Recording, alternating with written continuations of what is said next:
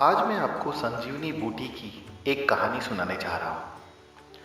आप सब ने ये सुना है कि एक महान कथा रामायण।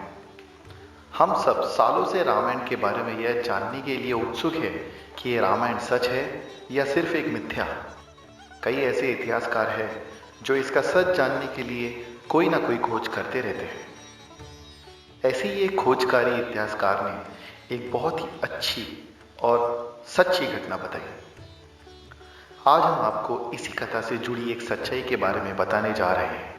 बात है रामायण के उस पार्ट की जब मेघनाथ ने लंका की लड़ाई के वक्त लक्ष्मण को एक विशेष बाण से मारा, जिसकी वजह से वह बहुत ही बुरी तरह से घायल हो गया।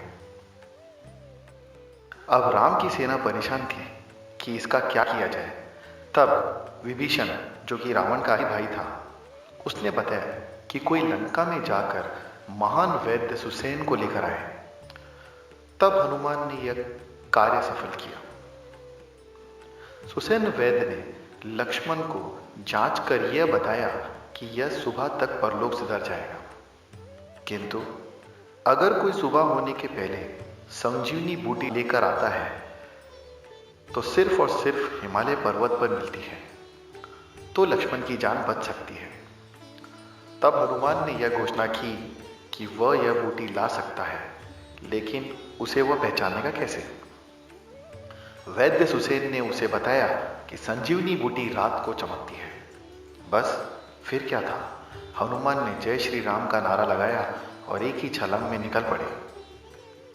इसी दौरान जब रावण को पता चला कि कोई सुसेन वैद्य को लेकर गया है, तो उसे शक हो गया कि सुसेन संजीवनी के बारे में जरूर बताएगा। रावण स्वयं पुष्पक विमान में बैठकर हिमालय की ओर प्रस्थान कर लिए और वहां जाकर सारी बूटियों को मंत्रों के द्वारा चमकने का आदेश दिया। जब हनुमान वहां पहुंचे तो चकित रह गए कि यहां तो सारा का सारा पर्वत चमक रहा है। अब वो कंफ्यूज हो गए कि करना क्या है। तब उन्होंने अपना विराट रूप लिया और सारा का सारा द्रोणगिरी पर्वत उठा लिया और निकल पड़े लंका की ओर।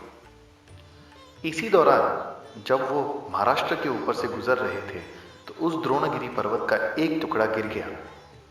अब हनुमान तो लंका पहुंच गए और संजीवनी से लक्ष्मण की जान भी बच गई, मगर किसी ने भी इस बात का ध्यान नहीं दिया कि उस पर्वत का हिस्सा महाराष्ट्र में किस जगह पर गिरा है। और यह पहाड़ का टुकड़ा जहां गिरा है उसका नाम है भीमा शंकर, जिसे आज हम भीमा शंकर की यात्रा के नाम से जानते हैं। भीमा शंकर पहाड़ पर आज भी श्रावण के महीने में आपको यह जड़ी बूटी के दर्शन हो सकते हैं। अगर कोई रात के समय इस पहाड़ में उस विशेष जगह पे जाता है तो उसे वहाँ उसके दर्शन होंगे और सारा का सारा जंगल चमकता हुआ दिखाई देगा। अगर आपको इसकी जानकारी विस्तार में चाहिए तो हमारे वेबसाइट mumbaiPandit.com पर लॉग इन करें, उसमें पूरी डिटेल आपको दी जाएगी। इसके बाद हम आपको बताने वाले हैं भीम के बेटे की कहानी।